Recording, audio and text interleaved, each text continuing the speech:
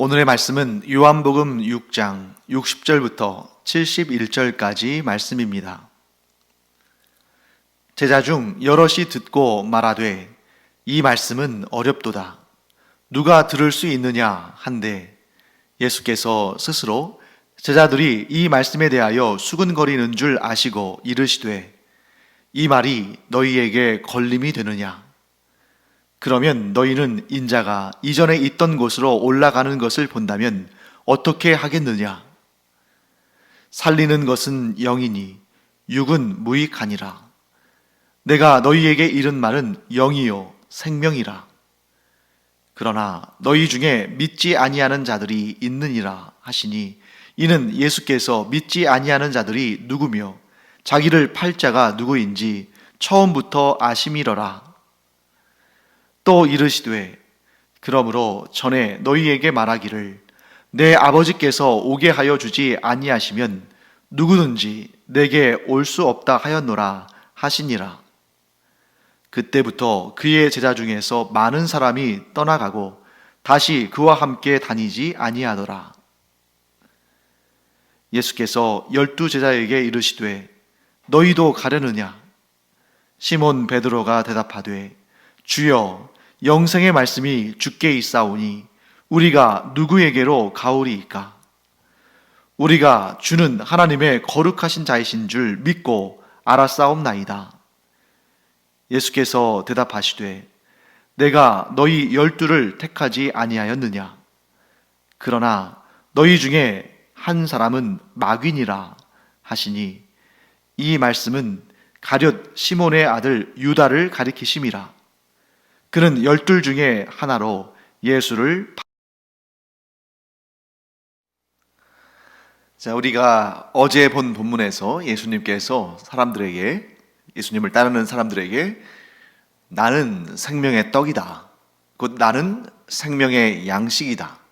누구든지 나를 먹는 자, 곧 내 살을 먹고 내 피를 마시는 자는 영생을 얻는다. 이렇게 말씀하십니다. 예수님의 그 말씀의 뜻은 누구든지 예수님께서 그를 위하여 십자가에 달려 그 살을 찢으시고 피를 흘리시는 그 대속의 구원의 은총, 그 복음을 믿는 자는 누구나 영생의 구원을 얻는다 하시는 그런 말씀인데, 그런데 예수님을 따르던 제자들은 그 말씀을 매우 어려워했습니다. 예수님께서 그 사실을 잘 아셨죠. 자, 여기에서 예수님의 제자들이 예수님의 말씀, 곧 나는 생명의 떡이다, 나는 생명의 양식이다, 누구든지 나를 먹는 자는 영생을 얻는다, 이 말씀을 어려워했다고 했는데, 여기에서 말씀하는 제자들은 예수님의 12 제자를 한정해서 하는 말이 아닙니다. 즉 제자들이 듣고 어려워했다 할 때에는 12 제자들을 포함한 더 많은 수의 예수님을 따르는 사람들을 지칭할 때 이 제자라는 표현을 사용한 것이죠. 자, 그들은 생명의 양식이신 예수님의 살을 먹고 예수님의 피를 마시는 것이 영생에 이르는 길이라는 이 가르침을 매우 어려워했을 뿐만 아니라 그 말씀이 심지어 그들에게 걸림이 되었습니다. 이 걸림이 되었다는 것은 그들을 실족하게 했다, 이런 의미를 가지고 있는 것이죠. 그래서 결국 예수님께서 하신 이 말씀으로 인해서 예수님을 따르던 제자들 가운데 상당히 많은 수가 이 말씀으로 인해서 실족하고 예수님을 떠나는 그런 결과를 가져오게 됩니다. 오병이어의 표적을 비롯해서 많은 표적들을 통해서 예수님을 따르며 예수님에 대해서 기대감을 갖고 예수님을 섬기던 자들이 이제 예수님의 가르침을 듣고서 그 가르침 때문에 이해를 잘 하지 못하고 어려워하고 심지어 그것이 걸림이 되어서 예수님을 떠나는 그런 결과가 나온 것이죠. 왜 그들은 예수님을 떠나게 되었을까? 간단하게 요약하면 이렇게 말씀드릴 수 있습니다.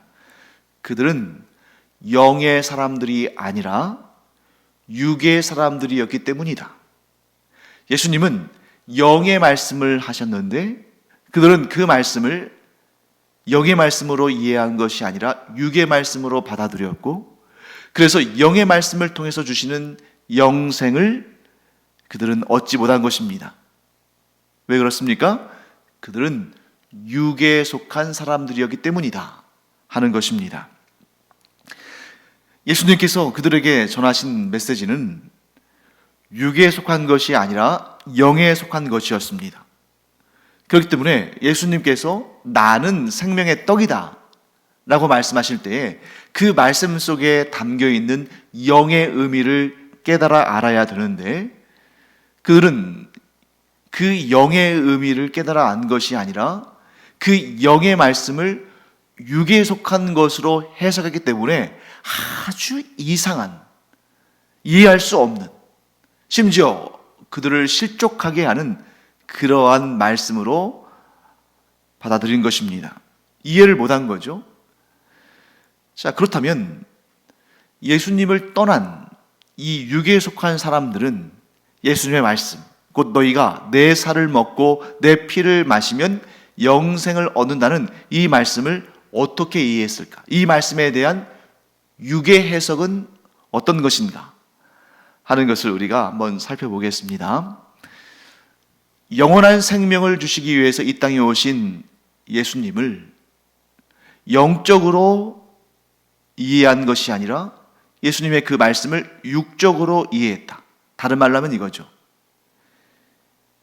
그들이 영원한 생명을 주시는 예수님의 복음을 영원한 생명을 주는 것이 아니라 그저 사람의 죄를 드러내고 고발하는 이 율법적인 차원, 율법의 해석적인 차원에서 이 말씀을 받아들인 것입니다. 예를 들면 이런 거죠. 자, 예수님께서 너희는 내 살을 먹고 내 피를 마셔야 한다 라고 말씀하실 때에 그것을 십자가의 대속의 죽음으로 이해한 것이 아니라, 물론 그 당시에는 그렇게 이해할 수도 없었겠죠. 어떻게 이해했냐면 예수님의 말씀이 율법을 어기는 것으로, 율법을 위반하는 것으로 생각했다는 것입니다. 그러니까 예수님을 믿기는 하지만, 예수님을 따르기는 하지만, 예수님의 말씀을 듣고는 있지만, 그런데 그들에게는 뭐가 더 중요한 거예요? 율법을 따르는 삶이 더 중요한 것입니다. 그런데 한번 생각해 보십시오. 예수님은 우리에게 영원한 생명을 주시고, 사실 율법은 본래 하나님께로부터 온 것이기 때문에 영원한 생명을 주는 것이긴 하지만, 그런데 죄 문제를 해결하지 못한 상태에서는 율법은 사람들의 죄를 드러내며 정죄할 뿐,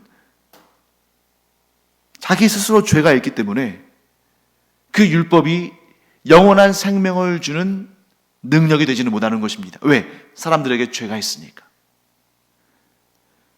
그런데 지금 이 사람들은 그 죄 문제를 해결하시고 우리에게 영원한 생명을 주시는 예수님보다 자신들을 정죄하고 자신들에게 스스로 의로울 수 없으며 스스로 구원을 얻을 수 없다는 것을 알려주는 그 율법에 매달리고 있으니 그들은 육에 속한 사람들인 것입니다. 영원한 생명을 얻을 수 없는 곳에 가서 영원한 생명을 찾는 것이죠. 영원한 생명을 주시는 분이 앞에 계시는데 그분을 따르지 않고 그분의 말씀이 오히려 걸림이 되는 것입니다. 어떤 부분에서요? 우리 10계명 중에 제6계명이 있죠. 10계명 중에 제6계명은 바로 살인하지 말라라는 계명입니다. 그러니까 이 사람들은 지금 어떻게 딱 이해했냐면 예수님의 살을 먹고 예수님의 피를 마시려면 일단 예수님을 죽여야 할 텐데, 그것은 살인하지 말라는 이 10계명의 제6계명을 어기는 것이고, 지금 예수님께서 우리에게 율법의 제6계명을 어기라고 말씀하시는 것인가 하는 그러한 생각 때문에 예수님의 말씀이 걸림이 되는 것입니다. 또 다른 하나는 이제 또 율법 가운데 이런 계명이 있죠. 짐승이든 새든 무엇이든 그 피를 마시지 말아라. 그 피에는 생명이 있는데 그 피를 마시는 자는 율법을 어기는 것이다. 이런 가르침이 있죠. 그런데 예수님께서는 지금 뭐라고 하십니까? 내 피를 마셔야 한다. 내 피를 마시는 자에게 영생이 있다.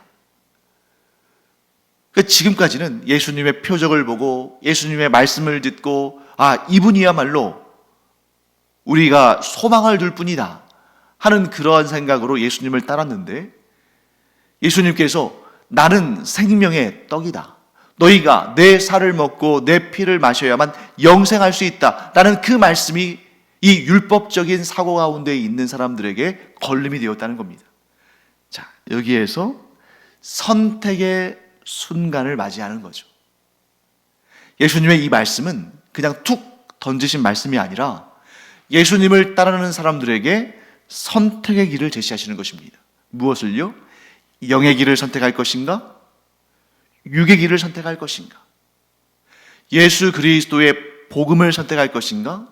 아니면 정죄의 율법을 선택할 것인가? 영생을 선택할 것인가? 영벌을 선택할 것인가? 자, 아무리 율법을 잘 지키고 율법을 잘 안다 할지라도, 아니 오히려 율법을 잘 알기 때문에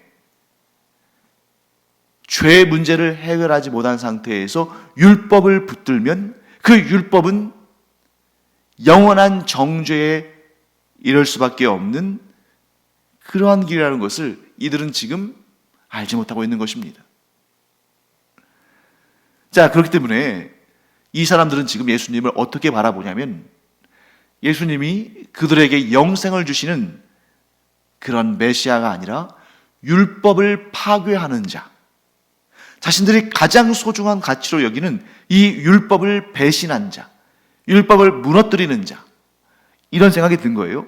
그래서 그렇게 예수님을 따라다니던 자들이 하루아침에 많이 예수님을 떠나고 다시는 예수님을 따르지 않는 그러한 상황이 된 것은 무엇 때문이냐면, 이 선택의 기로에서 나는 저 예수라는 인물에게 소망을 두었는데 아니었다.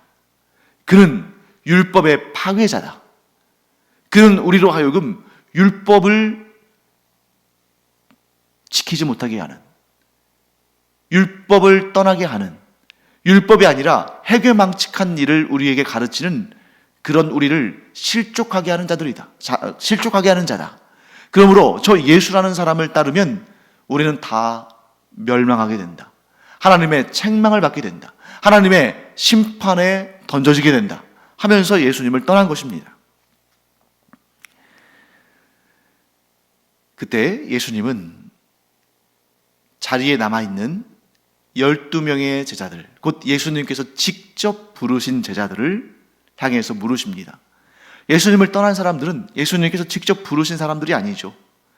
그들은 예수님의 표적을 보고 예수님께 기대감을 가지고 스스로 예수님께로 나온 사람들입니다. 그런데 예수님께서 직접 불러서 세우신 그 12명의 제자들에게 예수님께서 말씀하십니다. 너희도 가려느냐? 너희도 저 육에 속한 사람들처럼 나를 떠나려고 하느냐? 나의 말이 너희에게 걸림이 되어서 너희도 나를 떠나 율법의 짐을 다시 지려고 하느냐? 이렇게 말씀하신 것이죠.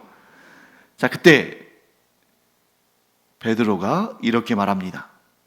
주여, 영생의 말씀이 주께 있사오니 우리가 누구에게로 가오리이까? 비록 베드로를 비롯해서 예수님의 제자들이 예수님에 대해서 어떤 때는 제대로 된 신앙 고백을 하는 것 같고, 또 어떨 때는 신앙이 없는 것 같고, 막 이렇게 왔다 갔다 하는 그런 모습을 보입니다만, 그리고 나중에 예수님께서 잡히신 다음에는 인간적인 두려움 때문에 다 도망치고, 또 예수님께서 십자가에 달려 돌아가신 다음에는 그들이 크게 실족하여 각자 자기의 삶의 터전으로 돌아가고, 이런 모습을 보이긴 합니다만, 그런데 이 베드로의 고백을 통해서 우리가 분명히 알 수 있는 것이 있습니다. 예수님께서 선택하여 세우신 그들 안에 진정한 복음의 씨앗이 뿌려졌고 그것이 자라고 있다. 우리도 마찬가지입니다. 우리가 예수 그리스도의 복음을 들었을 때, 우리가 예수 그리스도를 구주로 섬기기로 마음에 결정할 때 이미 우리 안에는 복음의 씨앗이 뿌려진 것입니다. 단 우리가 아직 완전히 성숙하지 못하고 이 성화의 길을 걸어가며 완전한 그 상태까지 지금 자라고 있는 단계이기 때문에 그 가운데 성장통이 있는 거죠. 믿음이 강한 것처럼 여겨질 때가 있는 반면에 믿음이 막 흔들리고 또 막 시험당하고 불안하고 이런 상황이 또 우리 가운데 있을 수 있다는 것입니다. 왜? 우리가 아직 완전하지 않기 때문에.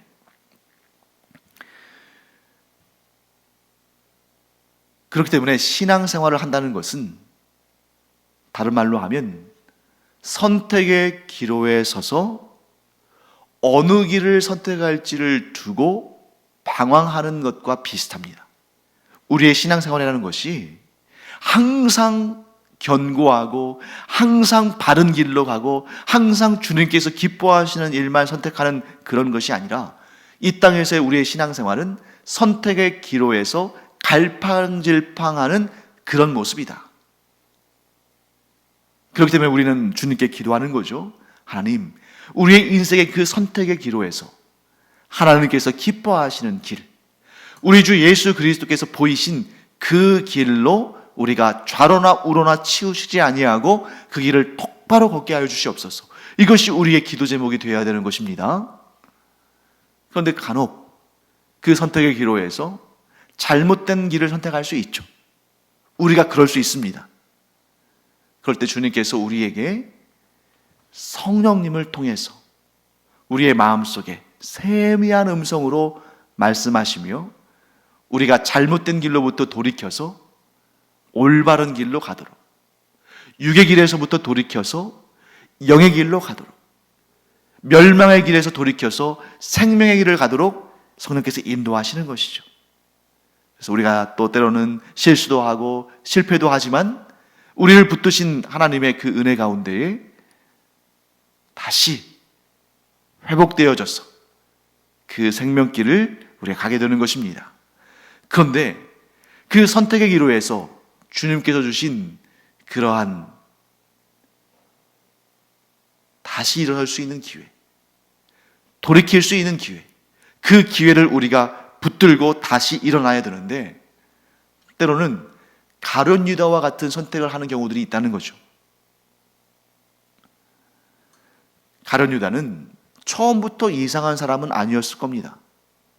그도 예수님의 부르심을 받았고 또 그도 비록 돈을 좋아하는 사람입니다만 예수님과 그 12제자의 그 재정을 담당하는 사람으로서 나름대로 충성했을 것입니다. 그리고 그도 예수님께로부터 받은 귀신을 쫓아내고 병을 고치는 그런 능력을 힘입어서 복음 전도의 사명도 감당하던 사람입니다. 그런데 문제는 무엇입니까?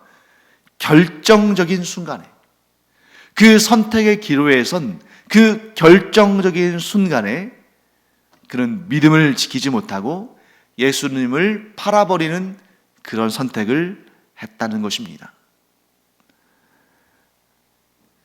오늘 본문에서 예수님께서 가룟 유다가 예수님을 팔 것을 미리 아셨습니다.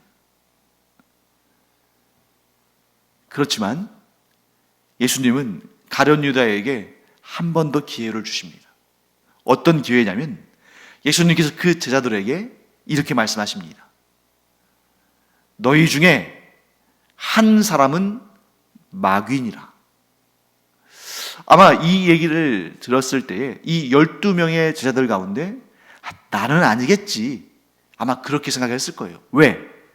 지금 예수님의 그 말씀, 너희 중에 한 사람은 마귀니라 라는 말씀을 들을 때 지금 그들 가운데 예수님을 팔 마음을 가지고 있거나 혹은 예수님을 원망하고 불평하고 예수님을 고의로 공격하고 배반하고 하려는 그런 마음을 지금 그 순간에 예수님께서 이 말씀을 하시는 순간, 너희 중에 한 사람은 마귀니라, 이 말씀을 하는 그 순간에 직접적으로 그런 생각을 한 사람은 아마 없었을 거예요. 그러니까 아마도 제가 그 12제자의 마음들을 제가 속속들이 다 알 수 있는 것도 아니고 다 들여다본 것도 아니기 때문에 제가 완전하게 이렇다라고 말할 수는 없습니다만, 아마도 제 생각에 너희 중에 한 사람은 마귀니라 라는 예수님의 말씀을 들을 때 나는 아닐 거야, 누굴까? 우리 12명 중에 누가 마귀일까? 그렇게 궁금하게 생각했을 겁니다. 그런데 너희 중에 한 사람은 마귀니라 한 이 말씀이 사실은 가룟 유다에게 도움을 주시려는, 그의 가장 괴로운 선택의 순간에 그에게 힘을 주시고 그가 잘못된 선택을 하지 않도록 하시기 위한 예수님의 배려의 말씀이라는 것을 우리는 알아야 됩니다. 분명 어느 순간 가룟 유다는 선택의 기로에 서게 될 것입니다. 예수님을 끝까지 따를 것인가? 아니면 예수님을 팔 것인가? 그 선택의 순간, 여러분 얼마나 이 중대한 선택의 순간입니까?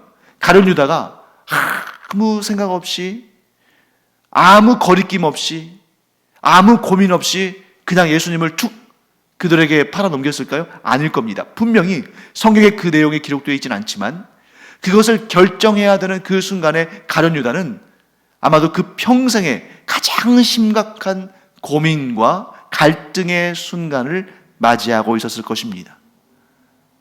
그때 이 생각을 떠올리지 않았을까요? 그래, 예전에 예수님께서 생명의 떡의 말씀을 하실 때 많은 예수님을 따르던 제자들이 예수님을 떠났을 때, 그때 이 12명의 우리 제자들에게 예수님께서 이렇게 말씀하셨지. 너희 중에 한 사람은 마귀니라.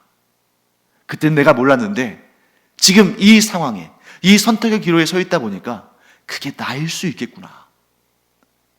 내가 지금 하고 있는 이 생각이, 내가 지금 하고 있는 이 일이, 내가 지금 결정해야 되는 이 순간이 내가 마귀가 될 것인가?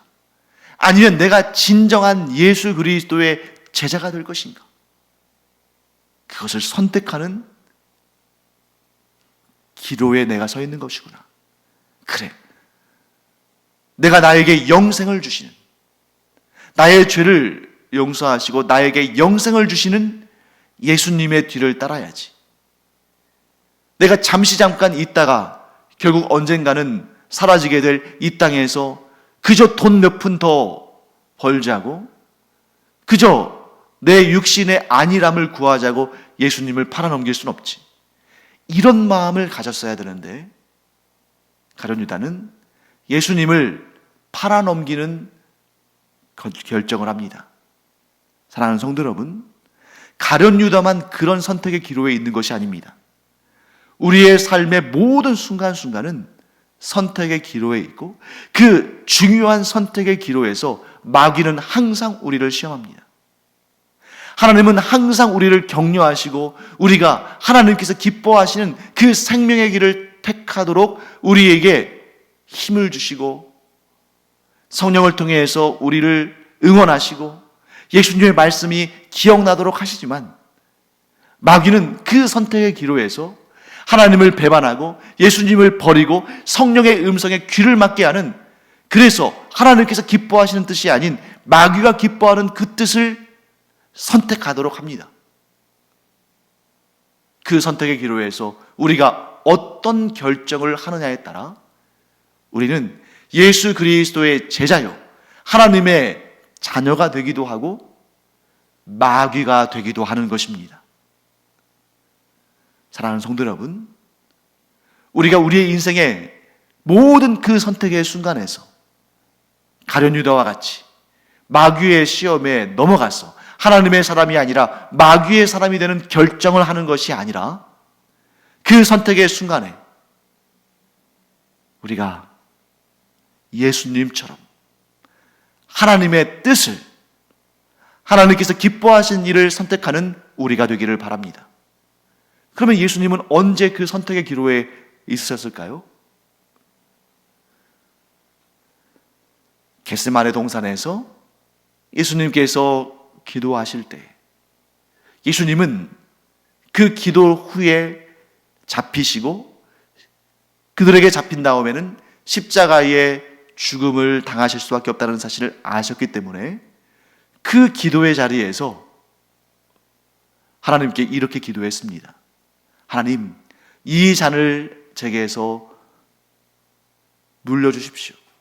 하나님, 이 잔이 저에게서 지나가게 하여 주시옵소서. 하나님, 제가 이 고난의 잔을 마시지 않게 하여 주시옵소서. 그러나 나의 원대로 마시옵고 아버지의 원대로 하시옵소서. 하나님께서 뜻하신 길을 선택하신 것입니다. 그 밤에 예수님 얼마든지 도망칠 수도 있었습니다. 알았기 때문에.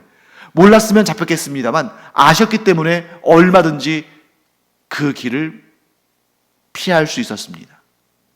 그러나 예수님은 기도하시면서 하나님께서 뜻하신 길을 택하셨습니다.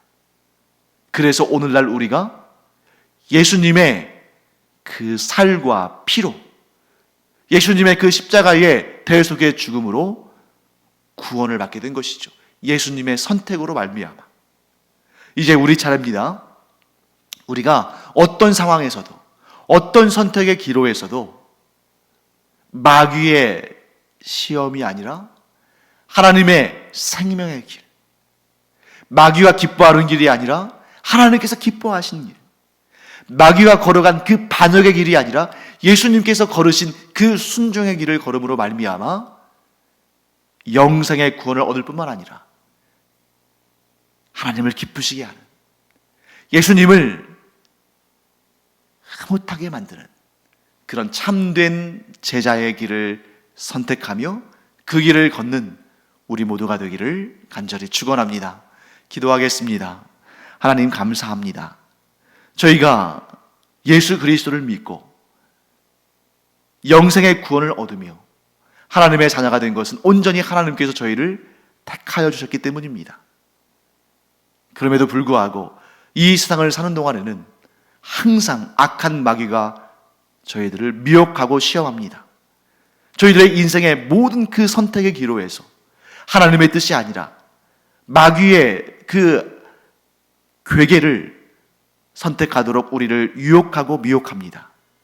그 순간 저희를 성령으로 충만케 하여 주시고 예수님께서 택하신 그 길을 걷는 그러한 선택을 하게 하여 주시옵소서. 그래서 영원한 사망이 아니라 영원한 생명을 얻고 하나님을 기쁘시게 하는 저희들 되게 하여 주시옵소서.